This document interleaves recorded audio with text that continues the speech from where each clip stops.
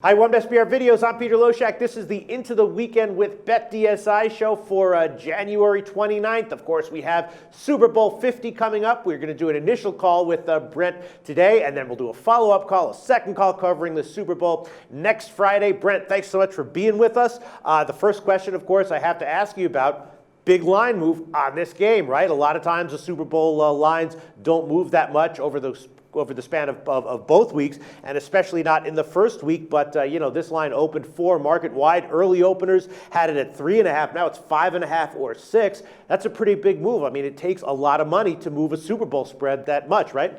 Yeah, that's where you go, oops. Yeah.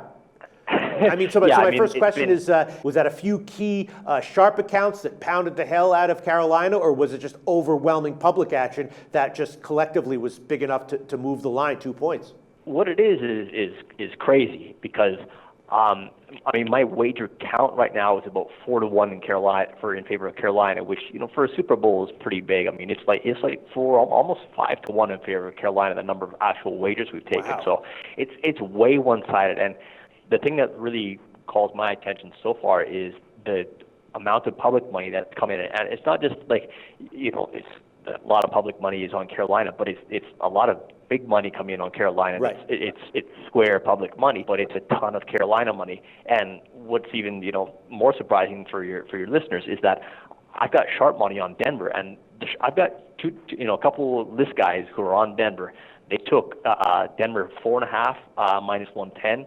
They took +4 even money. They took +4 minus 0.5. They took Denver in the first half +3 at even money. So I've got sharp action on a number like 4 with Denver, and it's just the amount of public money driving this up is just crazy.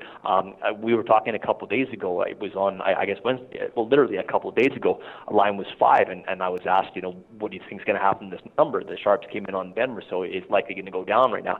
And I just thought, there's just so much public money on Carolina. I think this is going to go back to 5.5. Yesterday it was 5.5. Today we're sitting Carolina -6, Peter. This is a textbook case. A lot of times over the years I get a lot, probably the single most asked question that people ask me, fans or, people who are regular SBR viewers, what causes line moves? And, the answer, of course, is sharp action, except in a few cases where it's a huge event. Public action can absolutely overwhelm sharp action, and it doesn't always happen in the Super Bowl, but it looks like this is just a textbook example of that this year, right, Brent? Yeah, and again, the really surprising thing for me is the amount of money. Like it's just a lot of money on Carolina, and not so much that it's surprising that it came in on Carolina, but surprising that 10, 11, 12 days out, there's that much money on Carolina.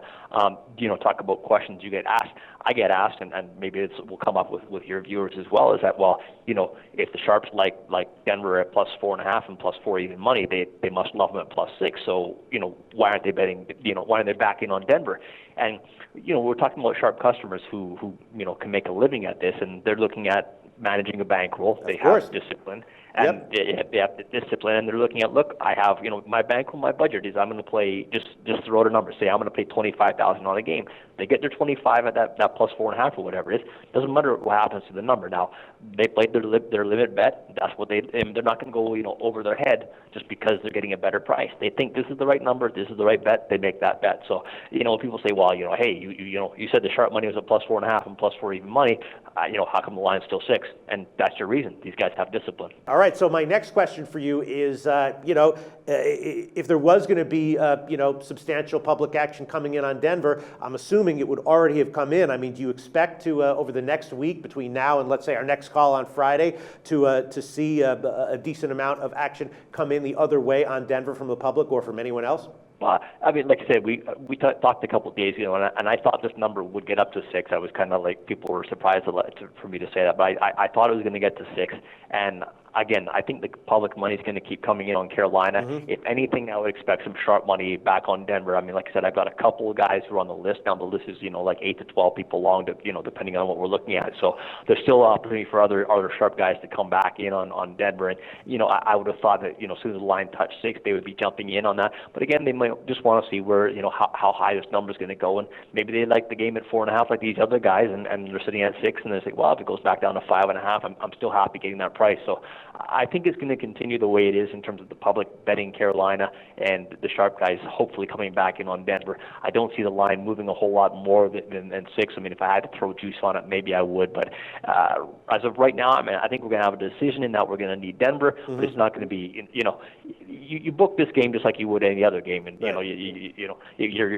but the thing is, the magnitude of the number of bets you're taking, just magnifies everything. Like if you say, I don't want to be more exposed than say, 60% of my dollar volume on one side, 40 on the other, I can live like that.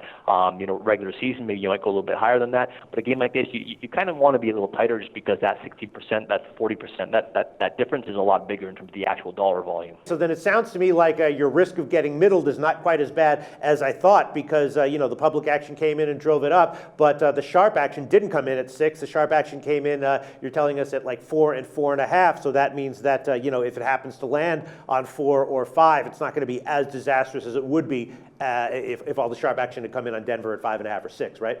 That's correct. And again, we're looking at the number, move quite quickly initially. So like the moves from 4 to 4.5 to 5 and stuff like that were really quite quick. So once you got off 4, you're talking about numbers like, like 5 and, 4, 5 and 6 maybe, which, yes, they're they're relevant numbers, of course, but it's not like we're sitting on 3 and 7 and stuff like that. So, if we had made you're talking about, say, like a 2-point move, we'll say from 4 to 6. Well, if that move started at 3, that would be a much bigger deal for us. Yeah. But it's not so bad because of where it started. So let me ask you, right now the line is 5.5 or 6 market wide. We're going to talk to you again on Friday. Where do you expect the line will be at that point? Right where it is now, 5.5 or 6, or do you expect it to be slightly different? No, I think it's going to stay pretty strong where it is. I think we've kind of hit the level. I am sitting at 6, and I still have people, laying. Actually, I looked at the in-depth chart in terms of how much action I'm taking at each number, and right now I'm pretty much balanced on both sides at 6. Now, the only thing that could move this number, I think, off the 6 will be sharps coming back in on Denver. I do want to touch on the total because I did get sharp action on the under this game. We're sitting at 45 right now. The under money came in at 45.5, so I had initial public money driving it from 45 to 45.5. Once we touched 45.5, it came back down to 45.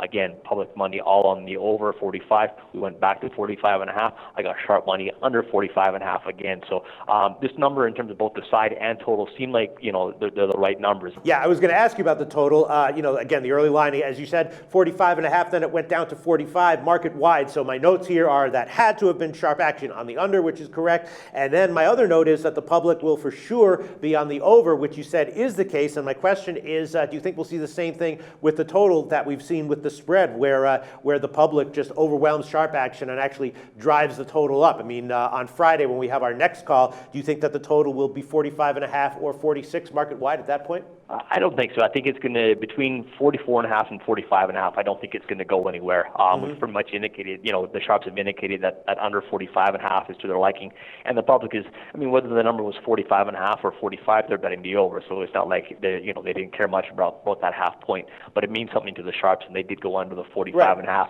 And since that second bet on the under 45.5, we haven't gone back to 45.5. We're still sitting at 45.